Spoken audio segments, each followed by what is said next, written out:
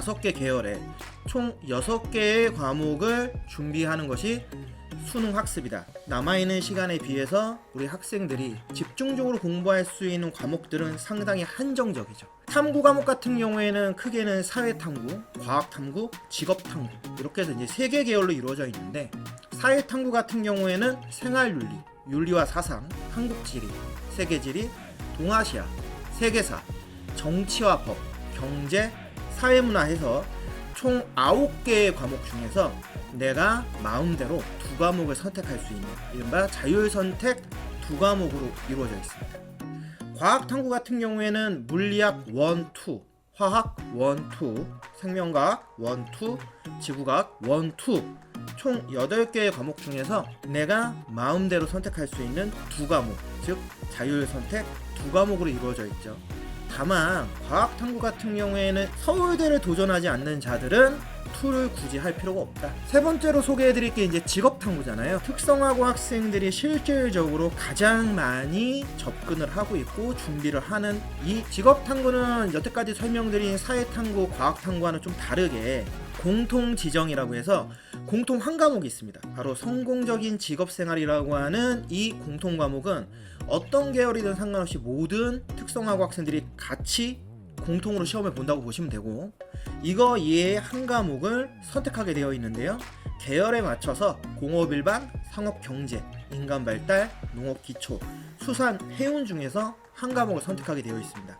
즉 성직이라고 하는 공통 한 과목 플러스 내가 지금까지 고등학교 때 배웠던 계열과 연계되는 선택 한 과목, 이렇게 해서 총 2과목을 반영하게 되어 있다. 수시하고 정시에서 이 탐구 과목을 내가 어떤 걸 선택하냐에 따라서 활용할 수 있는 이 범주가 틀려요. 수시 같은 경우에는 직업탐구라고 하는 과목은 솔직히 수시에서는 거의 쓸 수가 없습니다.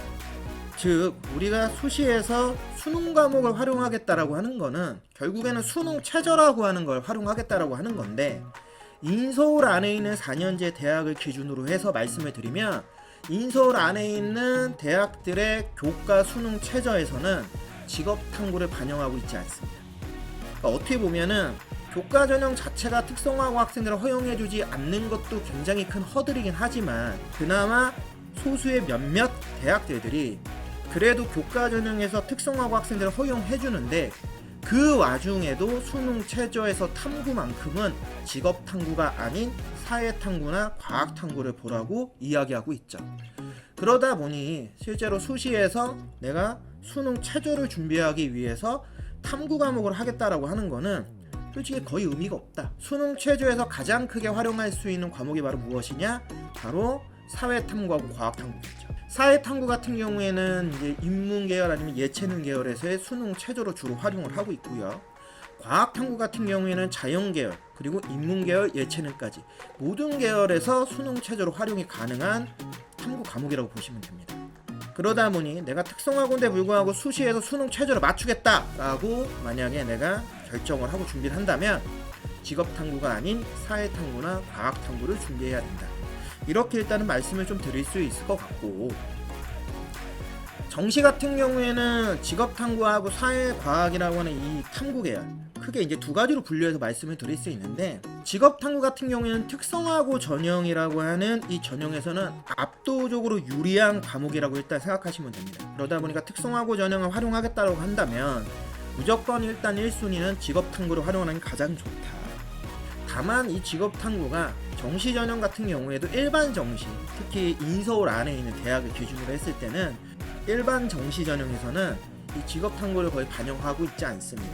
몇몇 소수의 학교들이 직업탐구를 반영하고 있지만 극히 일부분이다 보니까 내가 특성화고 전형이 아닌 일반 정시 전형을 준비하겠다라고 한다면 결국에는 정시에서도 사탐이나 과탐을 활용하는 게 훨씬 유리할 수밖에 없죠. 왜? 사탐이나 과탐 같은 경우에는 특성화고 전형에서도 활용이 가능하고 일반 정시 전형에서도 활용이 가능하니까요. 그렇게 보면 우리 특성화고 학생 학부모님들이 이렇게 생각하실 수 있어요. 굳이 왜 내가 직업탐구를 해? 그럴 거면 그냥 사탐이나 과탐하는 게 훨씬 유리하잖아. 맞습니다. 활용한다라고 하는 폭을 기준으로 해서는 사탐, 과탐을 준비하는 것이 훨씬 활용폭이 더 넓어요. 수시든 정시든 상관없이. 다만 여기서 우리가 이제 좀 고민이 되는 건 바로 이거겠죠. 직업탐구보다 사탐이나 과탐이 훨씬 활용폭이 넓은데도 불구하고 왜 우리 특성화고 학생들은 직업탐구를 활용해야 되느냐? 바로 사다탐 같은 경우에 내가 공부를 하는 시간에 비해서 만들 수 있는 등급이 직업탐구를 활용해서 내가 공부해서 만들 수 있는 수능 등급에 비해서 매우 현저히 낮다. 즉 결국에는 등급 싸움을 해야 되는 부분에서는 사탐이나 과탐을 선택했을 때 이게 우리가 흔히 얘기하는 1등급이나 2등급, 3등급 이내라고 하는 고등급을 맞추기가 매우 불리하다라고 하는 점에서 결국에는 우리 특성화고 학생들은 특성화고 전형과 직업탐구를 선택하는 것이 어떻게 보면 정시 전형에서 가장 유리할 수 있다라고 말씀드릴 수 있을 것 같아요.